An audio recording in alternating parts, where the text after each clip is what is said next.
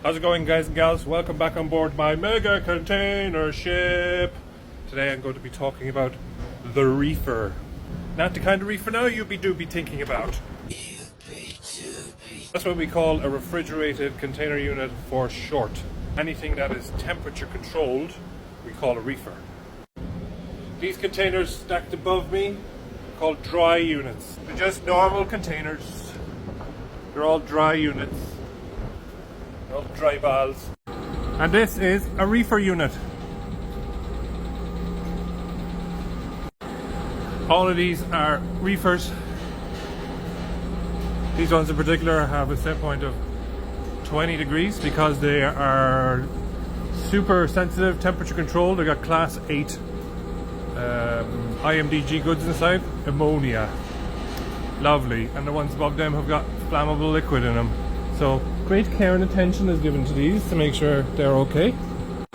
It's the same size and dimensions as a normal container, but it's insulated, and then it's got your electronics and your mechanics, the compressors, everything, control panels, ventilations, fans, so on, all on the outside. And then it has your power cable which plugs directly into the ship. We have 1,000 sockets, so we can carry 1,000 temperature controlled units. Now those units do contain dangerous goods, but the most common items that you'll find inside a refrigerated container is foodstuff. Meat, dairy, fish, fruits and vegetables. Also contain things like chemicals, pharmaceuticals, anything that needs to have a temperature controlled environment, either warmed or super Baltic. So the unit will get brought to the ship, loaded on, goes into its position, and you just plug it in. There's very little else that has to be done with it.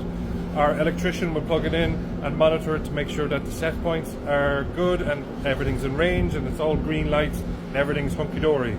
It'll also instantly start transmitting data ashore, so our reefer department ashore can keep an eye on the units, and also the customer who owns the unit can keep an eye on it too. That data is also sent here to the ship. We have an RCM system, a remote control monitoring system, so if there's any alarms pop up, it'll flash up on the RCM system. Also, every unit is checked daily physically by the electrician, and if they're like a super reefer, so like super expensive stuff, it have to be checked 4 times a day, and that information has to be physically written down as a backup and sent ashore also. And when you got to run all the ship systems and 1,000 reefers, sometimes you're going to need a lot of electricity. Most of the time that electricity is generated here. These are our auxiliary engines. There's 4 of them on board, and they can generate up to 3,000 kilowatts each, 2 on the port side and 2 on the starboard side. Right now they're all switched off because the draw on the ship's power is quite low, so instead we're running the shaft generator.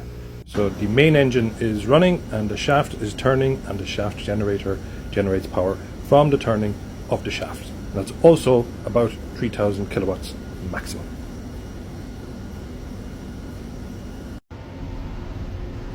I'll give you a look at the main switchboard room.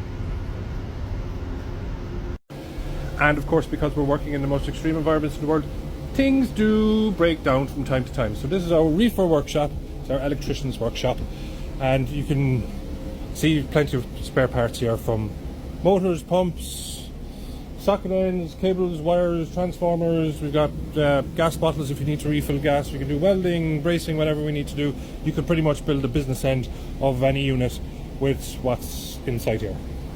So now you know about reefers. Imagine.